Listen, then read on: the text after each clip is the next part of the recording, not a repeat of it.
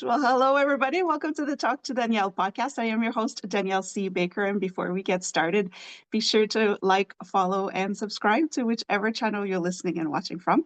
And today I'm really excited because I do have a returning guest. For those of you who did get to watch her episode not too long ago, I have Dr. Norrine Russell with me, a wonderful coach for neurodivergent children, something that we need so much more of to get that additional support and just resources and tools and tips of the realities of raising neurodivergent children, especially with ADHD or autism, any kind of challenges where your child doesn't fit the box. And I'm so excited to have Norrine back on because today we are going to be talking about the realities parents have to face with the initial shock of saying, okay, my child is not going to fix that box. And what does that look like? Not just for yourself as a parent with all the guilt and remorse and uh, everything, the fears that come along, but also with the extended family and the struggles you may face with this, the kind of the stigma behind it and the lack of knowledge or lack of education on the conditions and those kind of wars. So I'm going to jump right in and thank you so much, Norrine, for joining me. I'm really excited to have you on. Danielle, I'm so honored to be back. Thank you. This is such an important topic too, because I think this is where parents really don't know, and they don't get a lot of advice or help from other professionals on what to do in the beginning and with extended family. So I think it's wonderful that you're dedicating a show to this. Yeah, and it's something that I've experienced professionally and personally as well. Is we talk a lot about having the diagnosis, getting the diagnosis, but there's not and then you're just kind of thrown with a bunch of different links that you can refer to or people you can refer to, but there's not that conversation to say, okay, you get the support you need. We kind of try to internalize this and think that we have to do it on our own, and we really don't. But there's that stigma of saying, I don't really want to talk about it. I don't want to tag my child to walk around with a label, so there's all that. So let's just jump right in. I mean, for those who didn't listen to the conversation earlier, the other episode, can you kind of talk about your background and the work that you do in this field? Sure, absolutely. I have a PhD in psychology and have worked in academia, teaching at different colleges and universities.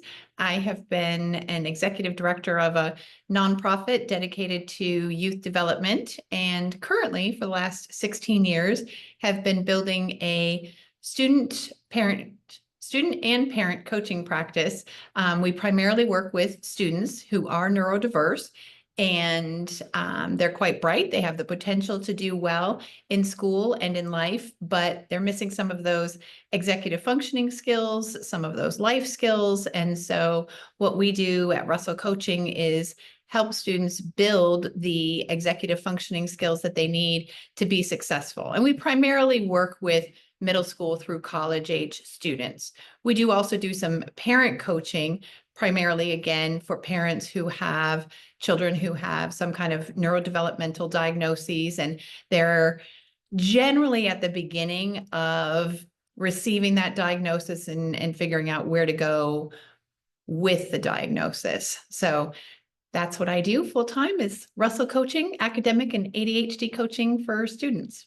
No, it's amazing. It's a lot of work, and you get to see, like, you're right in it. And that kind of leads to that first question. Let's just start right from the beginning, and just to kind of give that normalcy for people to not think that they're alone going through it. And what is generally kind of the reaction parents will have when they with the reality that their child could possibly have ADHD or any other kind of diagnosis?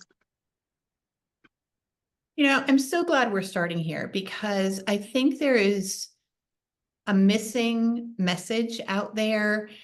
And really, when we start at the very beginning, and I think you'll have some listeners who are in this place and you're thinking, does my child need an evaluation? Is this quote unquote behavior linked to the teacher, the school, the classroom, my own parenting strategies, there's this very beginning phase of the dawning of, oh, is there something truly, in quotes, different with my child? And that stage of realization can take several months. Sometimes it can take a few years. And so, what I really want to say to parents is try to be curious rather than afraid. Of course, it's natural to be afraid, and you don't have to be unafraid, right? But the more curious you are, the more you can seek input from teachers, former teachers, after school directors, coaches, the better informed you're going to be about, okay, so is my child demonstrating something that is concerning enough, different enough, unusual enough that we should get an evaluation? And then that leads into a whole separate question of, okay, who do we see for an ADHD evaluation? But in that beginning stage of the realization, I think it's most important to try to be curious and non-judgmental about your child and yourself, Danielle. Yeah, that's so true. And I see it from the early childhood education side of things, where as educators, we start noticing some little red flags in the developmental stages, but it's so difficult because every child develops at their own rate in their own way. And so it's still kind of that question mark of, is this something we should start questioning, or is that just part of the development? And to keep that conversation open with a parent is a sensitive topic. We don't want to uh, we don't want to come across as we're attacking the family, to say we're noticing some things, referring back to the specialists that could help. But it is, like you say, it could take months, it could take years, and if the parents are open to it as well. So that kind of is the thing too, from your experience. Uh, would there commonly be one parent that's more open to having the start the evaluation process? And for what you've noticed, is that common to have just the one parent?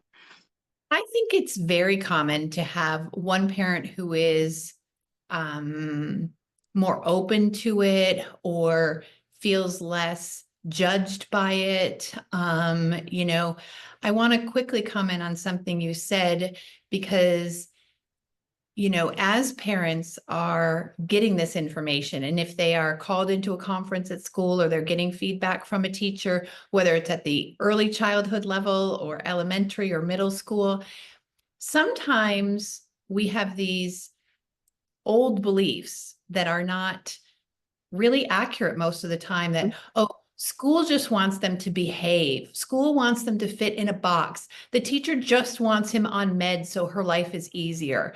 And I've actually never run across a teacher who has a conference with parents to say, can you get this kid evaluated so my life is easier? And I think that that's something we can all do, whether you're listening as a parent of a child who you think, oh, maybe we need an evaluation, or you're listening and you're thinking, oh, my friend had that conference. What could I say or do, right?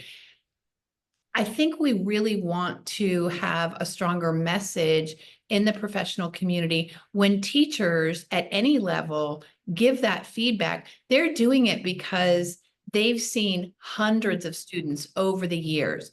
They're not diagnosing. What they're sharing with you are their observations and their concerns, and they're making a recommendation that you get an evaluation.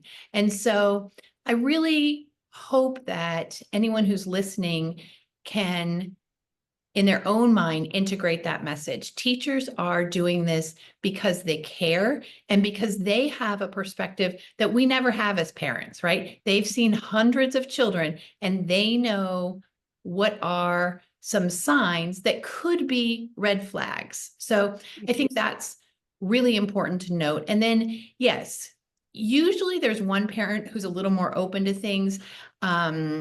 I think sometimes there is a parent who has ADHD who feels a little bit defensive, or, maybe even subconsciously, is this quote unquote my fault, which it's nobody's fault, right? It's a Yeah. neurodevelopmental, primarily genetic disorder. I think that as a parent, if you have ADHD and you were successful without a school plan or without treatment, sometimes it's also easy to feel like, well, I did it and I turned out just fine. And so we don't need to go through any of this, extra accommodations or extra help.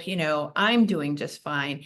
And when I work with parents and parent coaching on that, what I try to say is, yes, absolutely, you did. You did great, right? And that's maybe the path that will happen for your child. But let's maximize the chances that that will help, that will happen for your child by giving them the help that they need and that they're legally entitled to in school. So Yeah. I think it's a little harder for dads sometimes. And I think it's a little harder for the parent who has ADHD sometimes, whether that's mom or dad. And sometimes that difference can get resolved sort of quickly through a good conversation or two with a clinician. And sometimes it lasts, for years in the child's maturation years. I think the important thing is to try as hard as possible to find some middle ground. Maybe someone believes, oh, ADHD is just a myth, and someone else believes, nope, it's a scientific diagnosis. Okay, let's look at what your child needs to thrive. Yes. That is so important to look at it and taking our own personal um, fears and thoughts aside. We want the best for our child, and that's what schools do. I really like the fact that you brought that up because I've seen it as well, where yes, teachers do see the behaviors with hundreds and hundreds of students every year, but they also see how your child is struggling in class, and that's painful to watch. You are not going to see that at home where they're alone or with a couple of siblings that you can kind of move around in the house, but sitting at a table or a desk for 6.5 hours a day with 30 other children with all these distractions, the teachers are seeing your child's struggle, and it does help. And just another note from my own experience is pushing medication just to keep the children calm. If they don't have the diagnosis, that medication doesn't work. So let's put that out there as well. We know when you have a real diagnosis and you take that, you notice already just in the child's body language, they're so much calmer, more at peace. They're not struggling, and that's what we want for them. So again, I'm not a medication pusher, but I've seen the difference in a classroom setting. We'll talk about medication a little bit later, but I wanted to put it out there. And there's also the fact that there's usually, yes, parents will think it's their fault or will refuse to face the reality of it, especially when parents are separated. If they're not together and they're already in conflict between each other, that tends to fuel up the conflict sometimes. So is there a way that parents could work together? Or how can parents learn to work together if they have different ideas of what ADHD is? You've mentioned it's a myth, it's scientific. How can they work together for the best for their child and kind of put their ego and pride aside? Yeah. One of the things that I think is most helpful is for parents to have a consultation with their clinician, whoever that is. Did the pediatrician diagnose? Did they have a full, psychoeducational evaluation? Is there a therapist on board? For parents to schedule either together or individually some time with a clinician to learn more. And I think what we would want to encourage parents to say is, what do I need to know about ADHD, right? What do most parents not commonly understand about ADHD? What would you tell parents who are really struggling with this diagnosis and accepting it on the part of their child? And I think that's valuable because then you can become educated and you can experience some really important listening from the therapist or the psychologist about how you're feeling. We need to process this experience as parents. My children have multiple diagnoses, and as we received each one, there were some that I had more grieving feelings toward. There were some that I had exasperation about. There were some that I was genuinely angry about.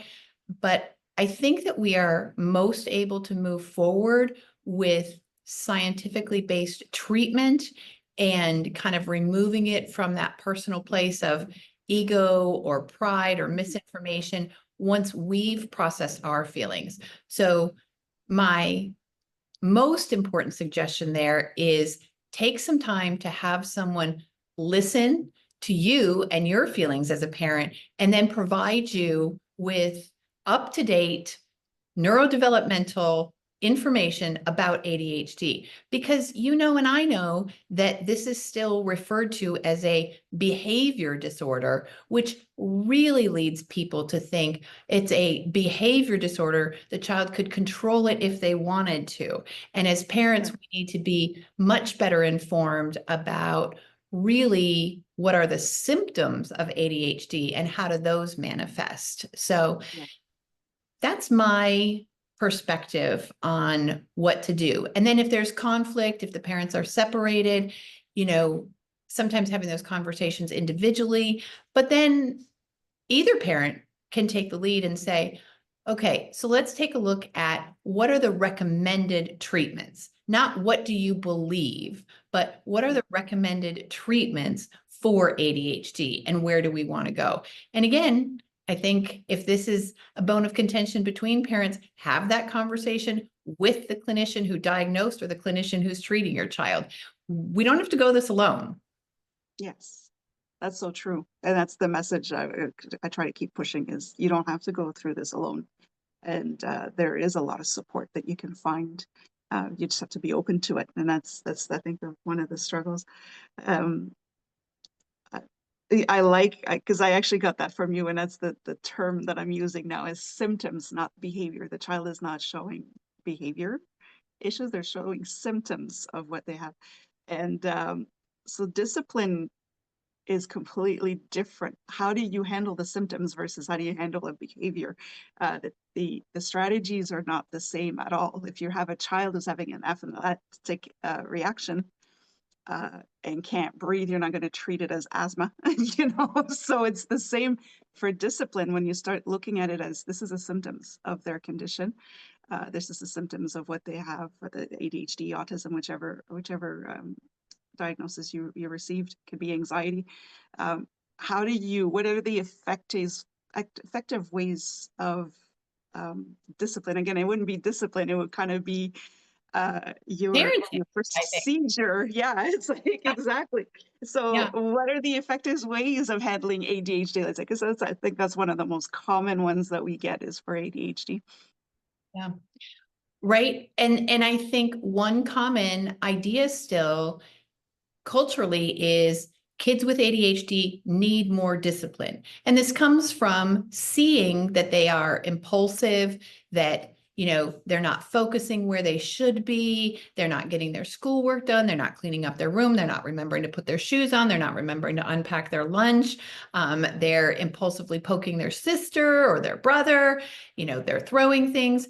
And all of those things look like, to the uninformed, behaviors, right? The child is disrespectful. The child, is being disobedient. The child is being cantankerous. The child needs a nap, whatever it is.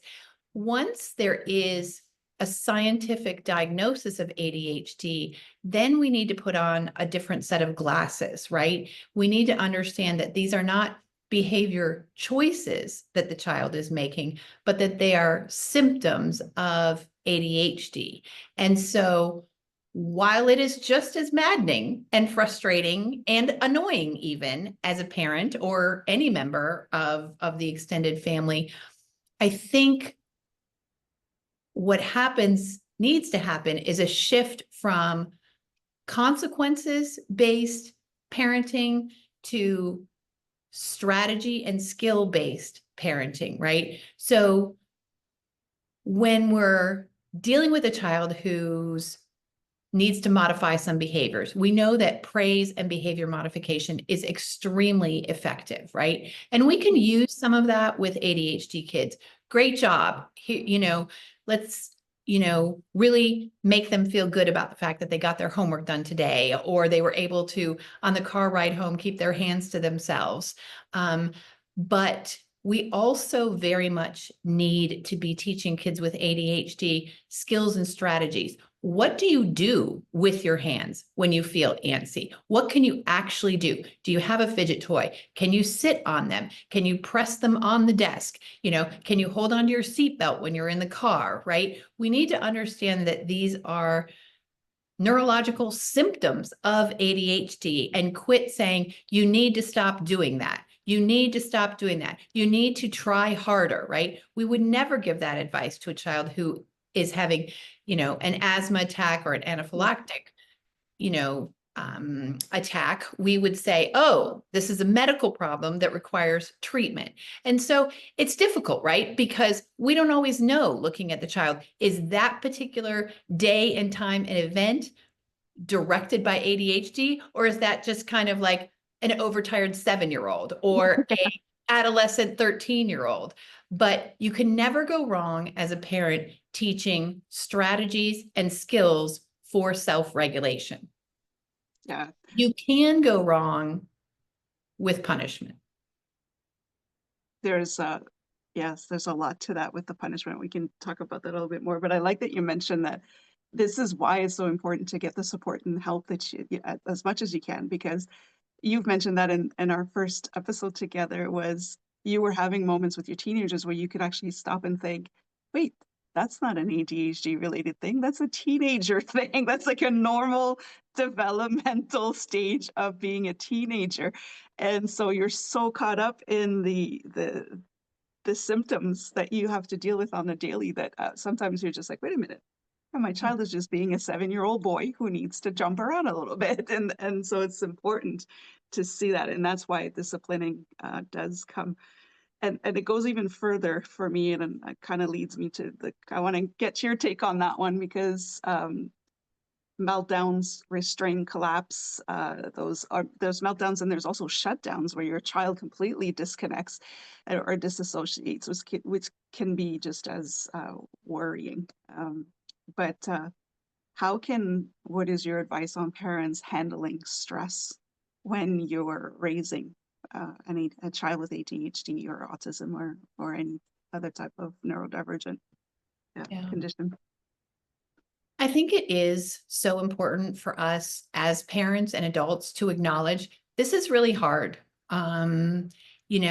If you take a look at what we know about raising a child with ADHD, it is one of the most stressful conditions a child can have in terms of the parent response. And so it's very easy for us to think, oh, ADHD, they just have a little hard time getting their work done in school, or, they're a little, extra wiggly. But ADHD can be a very difficult condition to parent and stressful. And you can feel very ineffective as a parent. And of course, that feels terrible, right? And so I think the first step is kind of making peace with the fact that this is hard. And this is harder than a lot of people in my network are going to understand. And then I think the second step is to figure out who in your network of neighbors, friends, extended family, brother, sister, sister-in-law might be open to learning a little bit about ADHD and providing you with some support. Like, okay, so there are some things that I'd like you to know. For me, that person has been my college roommate. Her name is Beth. She has totally kept up with my kids. We don't live in the same town. She knows what their diagnoses are. She understands what it's like to parent them. She never makes comparisons between her neurotypical children and my atypical children. And she has gone so far as to help me take my son on trips. And she's not an autism mom. She's not an ADHD mom. And she's just been very open to learning. So I think, tell yourself that this is going to be stressful. And then B, figure out who in your circle can offer you some support. And then, of course, the third thing is ask for support when you need it. Today's been a hard day. Today's just been a really awful Tuesday. I feel ineffective. I'm super frustrated. I feel really angry that she behaved like this while I was trying to get through the grocery store. And ask for help when you need it. And then don't beat yourself up that you asked for help. Yes. My goodness, is that ever so important that it's not, you can't do it alone. It's normal to ask for help.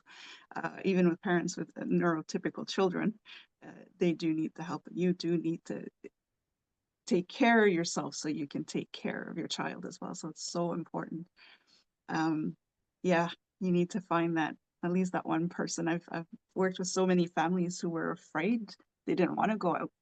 They didn't want to leave their child with somebody because they didn't know how the child was going to react. And you can find people that are going to make your child feel at ease, or at least want to know, okay, what can I do? What will trigger them? What will, and so it's so important to find it. And there are around. You just have to ask. You really just have to ask. And if you have grandparents or extended family that want to help with childcare, that want you as, the mom or the dad or parents to be able to have a day out or a night out, it's really okay to say, I really appreciate that you want to help and I want to accept your help.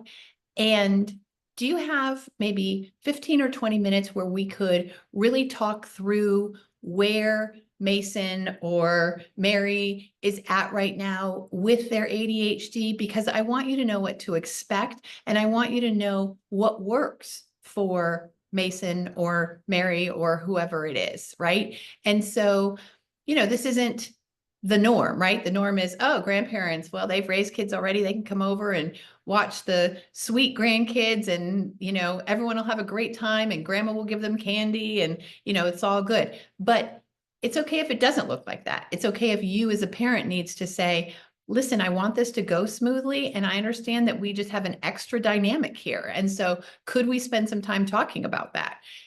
We have to, as parents, get to a place where we don't buy into the stigma because you're not helping your child or yourself if you get stuck in the stigma.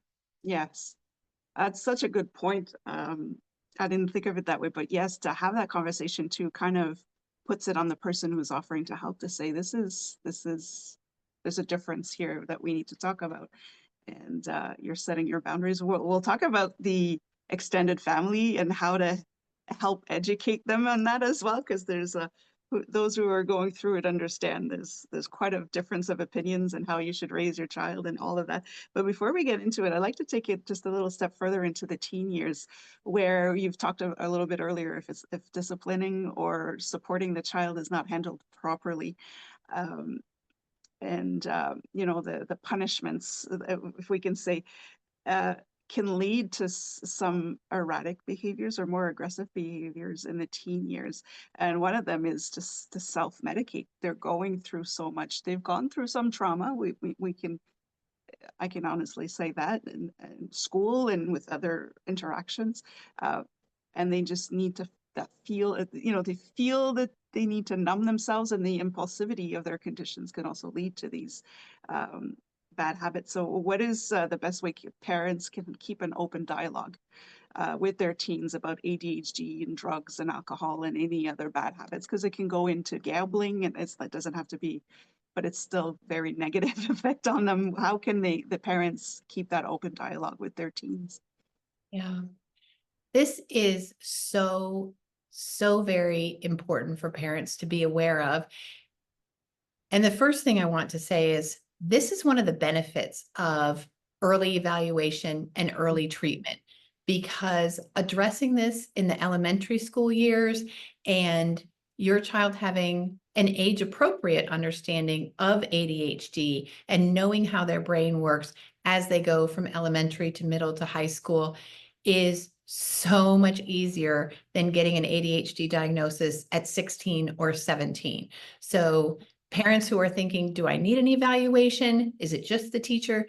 Get the evaluation, figure it out. Just like we do if we're not sure if a bone is broken or a kid needs glasses, right? Go get the evaluation.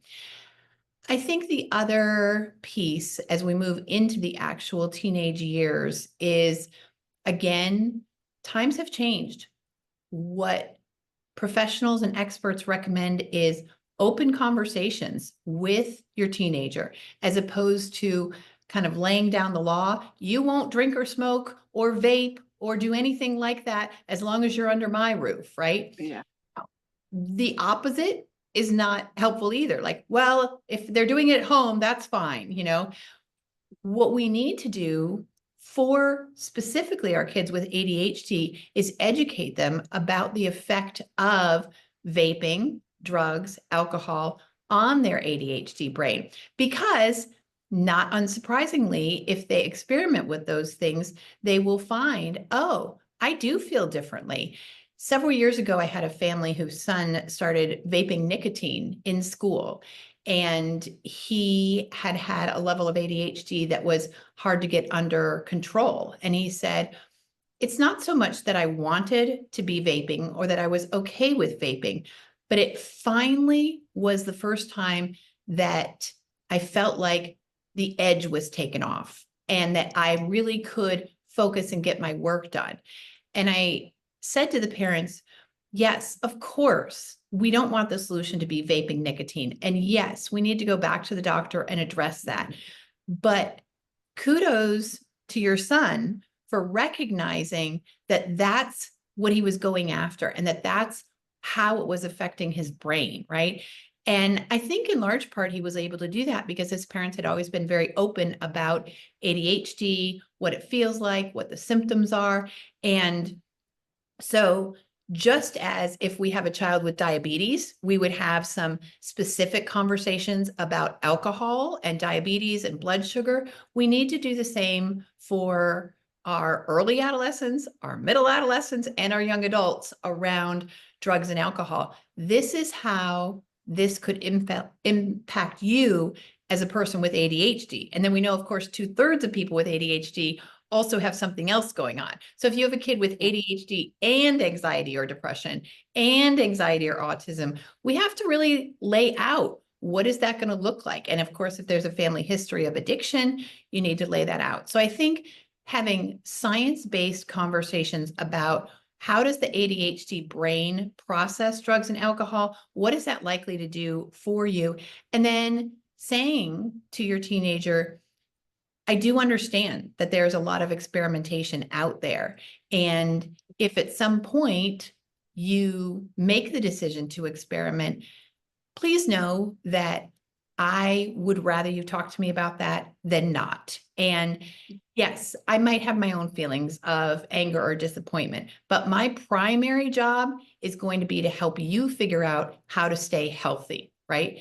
And I think it's important to acknowledge both reactions are going to be there, right? You're not going to say to your 15-year-old, because they're not going to buy it, I won't be mad, just tell me if you got drunk, right?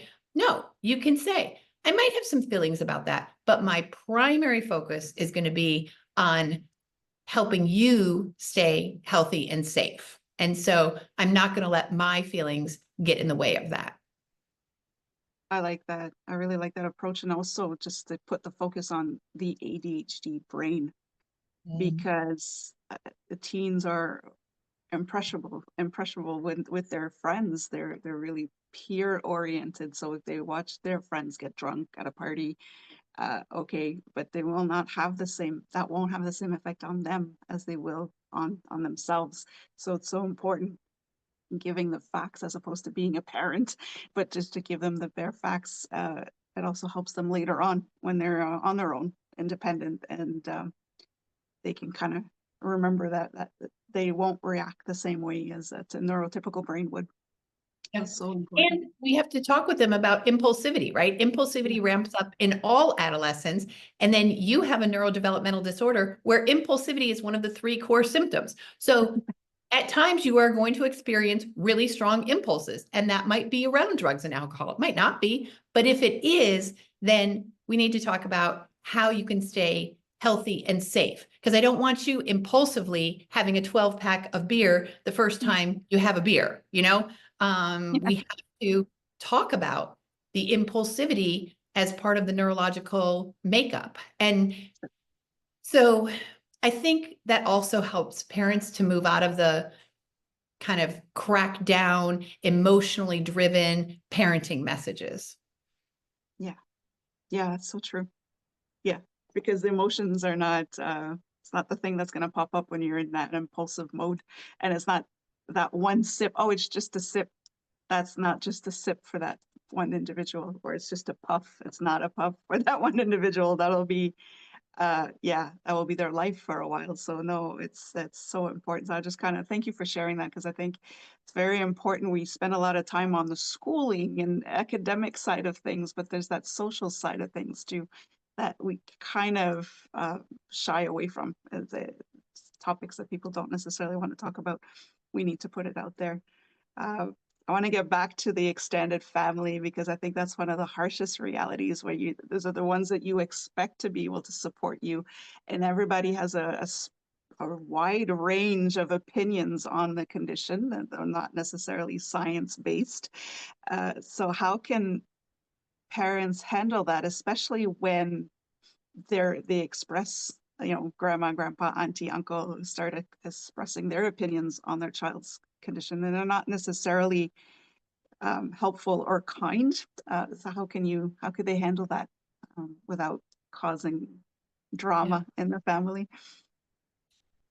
This is another area where, quite frankly, it's hard for parents, but it is the parent's responsibility. It is. It's Yeah. just, this is what's been handed to you. And so starting those conversations and saying, you know, I totally get, or my wife and I, my husband and I totally get that there are a lot of ideas about ADHD that are out there in our culture. We'd like to share with you some of what we've learned about ADHD, a lot of which surprised us. And I want you to kind of understand what our parenting philosophy is, so that when we're at grandma's, or when we're at a big holiday, event, or when we're at the family reunion, and you see us doing things that might look like tolerating behaviors or not Mhm. punishing behaviors, you can really understand where we're coming from. Because, and I think we empathize here, because I can see where it would look like maybe we're letting our child get away with things, or we're not disciplining correctly. And so, if you have time to go to lunch or have a phone call, we'd like to let you know a little bit about what we've learned. It's really great if that conversation can happen Mhm. after the diagnosis, but before the big family blow up, right? Like, Right. oh, something significant has happened in our family this month. Annie has received a diagnosis of ADHD, kind of threw us for a loop. We want to share with you what we've learned, because family is important to us. And so, here are 3 things that we've learned that we'd like to share with you, because family is important. We want to be able to spend time together. And we realize that there's a lot of misinformation out there in the culture. I think Yeah. the important aspect of this conversation is to say, 1, we've learned stuff, right? 2, it's easy to see why people don't know stuff. And 3, we want you to know because we love you and we want to stay in relationship with you. Right. Yeah, that's an important conversation to have. And are there any specific resources that are geared for families, especially for grandparents, or and how can parents share that information or resources with them that would help them out? I think some of the best resources, I'm going to give you 3, are those that are short and to the point and easily digestible. And Attitude Magazine online is one of the best for that. They have things that are really one page on the website that are easy to digest. So attitudemag.com is great. And because it's completely about ADHD, you can look up ADHD in elementary school, ADHD and stress, Mhm. ADHD and, discipline. And they have thousands of articles. So you really can drill down into if there's something that's really bothering grandma, or there's something that's really bothering your sister, let's find an article and share it. Hey, want to make sure that we do our share as parents in helping you understand our child who we know you love. Here's a great article from Attitude Magazine that I found helpful, right? You're never preaching, you're never judging, you're never demanding, right? You're sharing out of love. Yeah. AttitudeMag.com is a great one. CHADD, which is CHADD, Children and Adults with ADHD, CHADD, they have a lot of articles. They tend to be a little bit more in depth. So if you've read kind of the one pager and you're looking for more in-depth information, CHADD is a great place. And then if you have a child with ADHD who also has another neurodevelopmental or psychiatric condition, I think childmind.org is a great organization full of parent and family resources for your child who has ADHD and anxiety, for your child who has ADHD and autism. And so those are the three that I generally send people to. The internet is full of misinformation about ADHD. It just really is. And so it's super important to not Google ADHD. Let's go directly to high quality, scientifically oriented sources, not do a general Google search. Yes, that's the message that really needs to get across is we all know that we shouldn't be is it Google you just looking for the proof that will prove your point of view on ADHD. So going to trusted and mindful resources, I think, are great. And I'm going to add those three resources to the description. So anybody who wants to check them out, you can definitely have a look at those. They're very helpful. And it's just to open up the conversation with the family is so important. And so that kind of helps with what, especially grandparents, because I think those are the ones that we kind of think about for, like you said, the kids can hang out at the grandparents' house, get all the candy they want, eat cake for breakfast, get away with everything. But it's the resources that grandparents need to have. More importantly, because of the generational wars, I guess I could say, in terms of parenting, how can we approach the whole disciplining, like because of the symptoms in ADHD specifically, or autism with meltdowns or anxiety attacks, they'll say, well, you're just spoiling them. You need to be hard, toughen them up. Does more discipline actually solve ADHD, in your opinion? No, and in almost every way, if not every way, it makes it worse. And we, as the go-between between our parents and our kids, again, have to take that responsibility on. And I think it's best done with empathy and grace. Yeah. Our parents did the best they could do. There was an entirely different approach to parenting. We are in the midst of a parenting revolution, even for typical kids. The way that parenting is framed and discussed and the types of parenting that are advocated are so different than what was happening when we were getting brought up. And so you then layer on an issue that is a mental health issue and how much things have changed when it comes to mental health. Of course, it's understandable that our parents, grandparents might think, oh, well, more punishment, more discipline, and that child will sit still at the dinner table. Or, well, I would be giving that child a good spanking, or that wouldn't fly in my house. And I don't think initially there's any reason to take a defensive attitude if we can approach it with empathy and grace and understand that many grandparents, not all grandparents, and we want to acknowledge that, but many grandparents are doing their best to try to be helpful. And we have a perfect right as our children's parents to set some boundaries around that, right? Yeah. So it's not fruitful to allow the dynamics to keep going on and then being mad behind closed doors, and then it impacts the relationship, and you don't want your kid hanging out with grandma or grandpa, or every time they do, you feel exhausted for 3 days. That's not okay. It's not okay because the parent already has a huge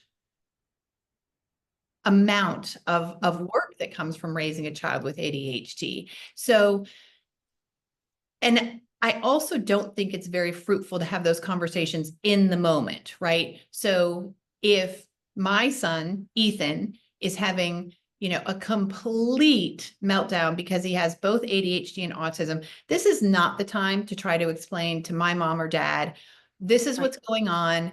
And, I'm just going to let him be for the next 30 to 45 minutes while his brain calms down. And then he may or may not remember some of it. We're going to process it a little bit later. In the moment is never going to be helpful to engage others in a deeper understanding, right? That has to happen offline at a quiet time. The same way we do with our spouses if we're in a marriage or a significant relationship, right? We know that screaming and shouting in the midst of the conflict doesn't help. We know it has to go offline when our brains are cool. Same thing is true with grandparents. If they're saying things that you disagree with, if they're saying things that are upsetting you, if they're saying things that indicate that they don't know, that they don't understand, while your child is being impulsive or hyperactive or melting down or shutting down, we got to have that conversation later in the week. Yeah, that is so true. And it's hard because there's the respect your parent side of things that we were raised with as well. So um yeah, waiting for the storm to calm down first of all is so important. And as also for the child, because the child know that there's something and that they're being judged, and the discipline can also just tell them that they're bad children. So it would be like for a neurodivergent child, that would be like saying to a child in a wheelchair that they are bad kids because they can't walk. So it's just telling them to calm down, telling them that they're manipulating the parents. That is traumatizing for the child. It really thinks that there's something wrong with them when there isn't. It's just the way that they're wired.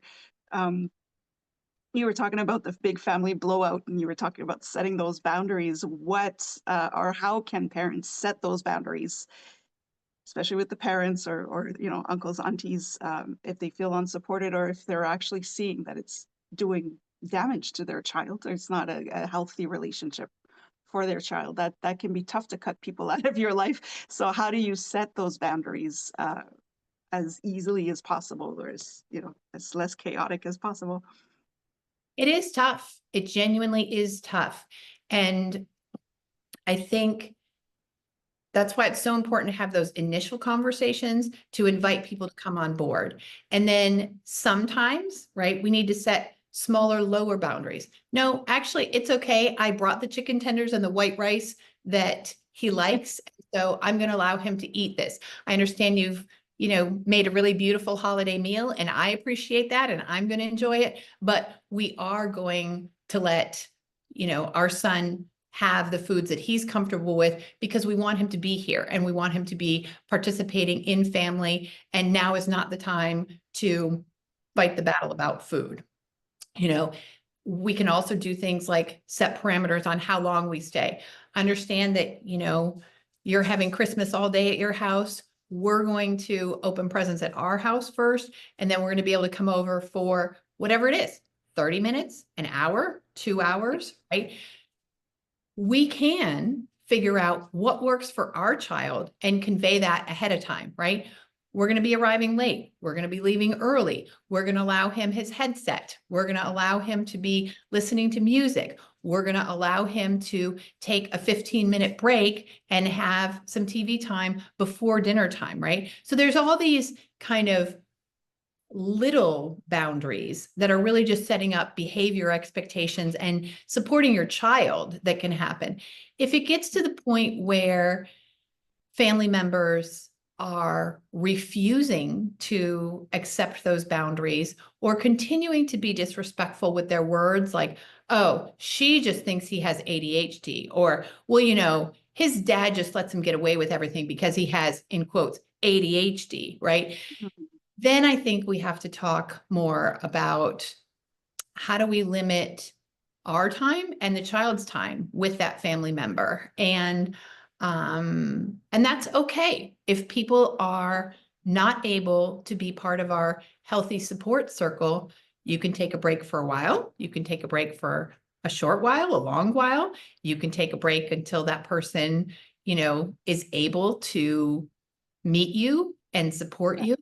Um, it's not healthy to continue to expose yourself to something that is incredibly stressful that you have no power or agency over. And you feel like you're going to go to Thanksgiving at grandma's and everyone's going to talk about how your child is the wild child, right? That's not healthy for anyone. And we did that for many generations, but the time really is now to Yeah. not do that.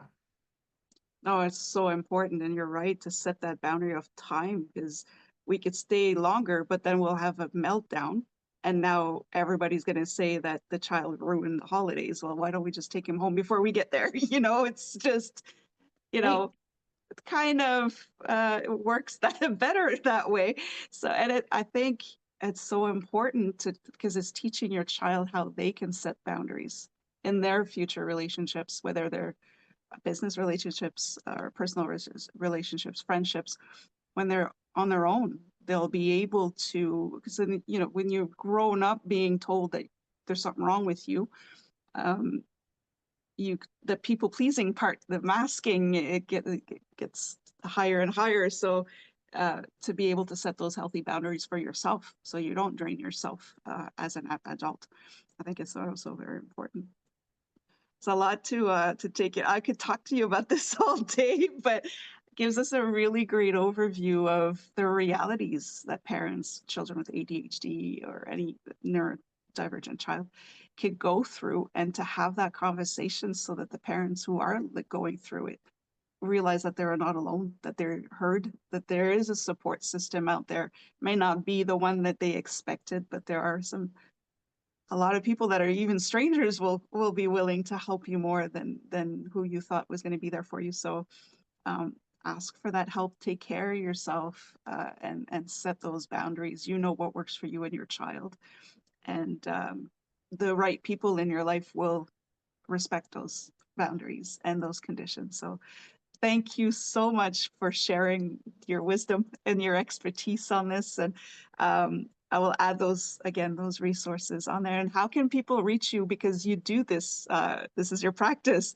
You help, especially with the transition from teens to adults. We spend so much time on our children when they're in school, but we need to prepare them for that world so that they don't fall into these impulsivities and everything else. So how can people reach you, and what kind of programs do you offer so people can contact you directly if they wanted to work with you?